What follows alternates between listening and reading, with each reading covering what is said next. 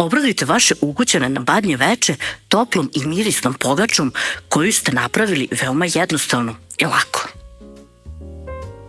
Za pripremu badnjača koristit ćemo osnovne sastojke kao što su brašno, voda, kvasac, ulje, so i šećer. Potrebno nam je 650 grama mekog brašna. Ukoliko nemate vagu da razmerite brašno, možete da koristite ovakvu čašu od 200 ml, potrebne su vam 4 pune čaše i još pola. Stavite brašno ovako u posudu, pa onda napravite udubljenje. U udubljenje stavite 1 kašičicu šećera i 8 do 10 grama suvog kvasca. Možete da koristite i svež. A zatim sve zalijete sa 200 ml tople vode. Ja pravim badnjaču sa kvascem. Inače, ona može da se pravi bez kvasca, a negde je to više od kukuruza napravljena badnjača kao proja. Ovako promešate da se to poveže sa šećerom i malo brašna i ostavite da odstoji 5 minuta. Nakon 5 minuta dodajemo još 200 ml mlake vode i 50 ml ulja. Ja ovdje imam 100 ml, to vam je pola čaše od 200 ml, pa ću iskoristiti pola, a pola ću ostaviti za kasnije. Uzmemo sad jednu varjaču i sve mešamo.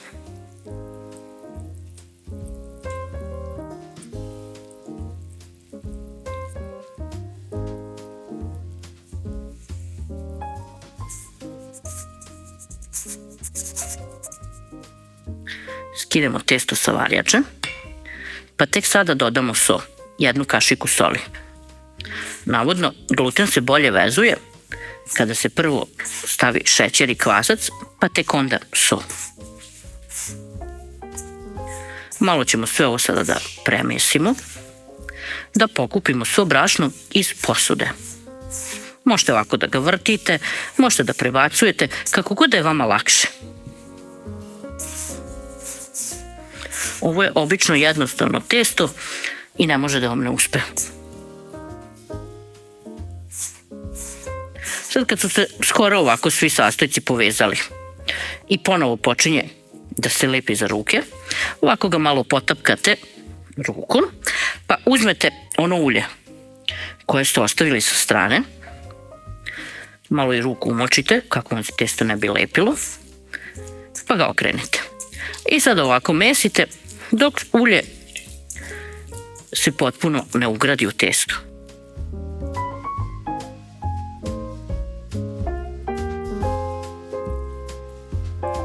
Prebacujete pa stiskate dlanom ili ovako sve ivice savijate unutra kako god je vama lakše.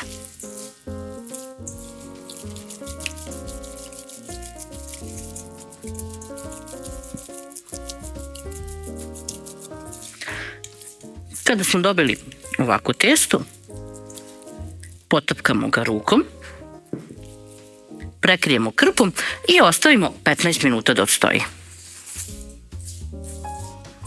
Nakon 15 minuta testo ponovo premesimo.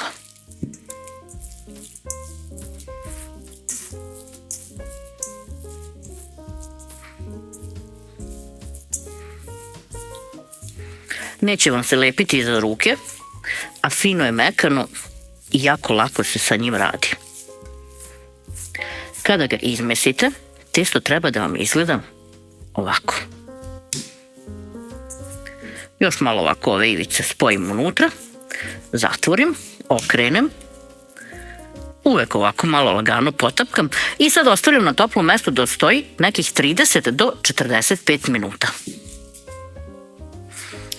Nakon 30 minuta, ja sam toliko ostavila testo da odstoji, okrenemo ga i sada ga opet ovako lagano premesimo tako što sve ove ivice ubacimo unutra. I sad sklonimo. Uzmemo pleh, okrugli, dimenzija između 26 i 30 cm, kakav god da imate. I onda ga premažemo uljem. Možete da stavite i papir za pečenje. Uzmemo testo, okrenemo ga ovako i onda ga ovako rukom utapkamo sa svih strana pomalo.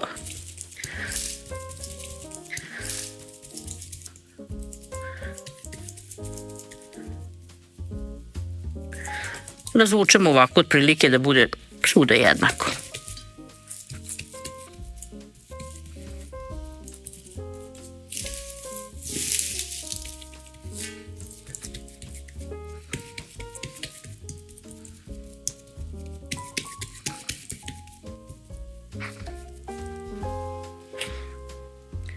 Od gore sipamo malo ulja,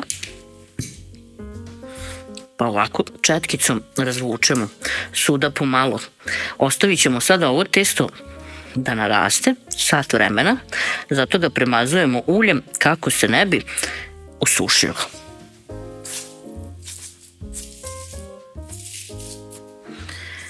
Kada nam pogača ovako fino odstoji i lepo naraste,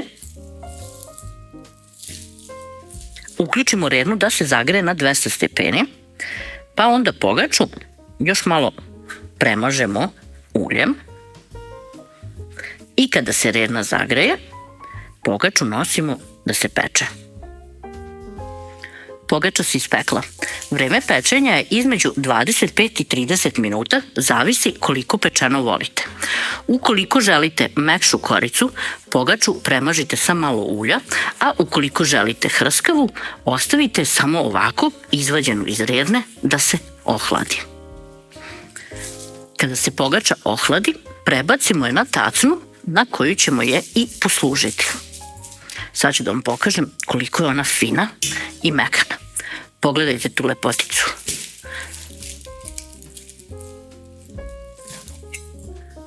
Predivno, premekano, a napravljeno čas posla da možete da uživate sa svojim najmilijima.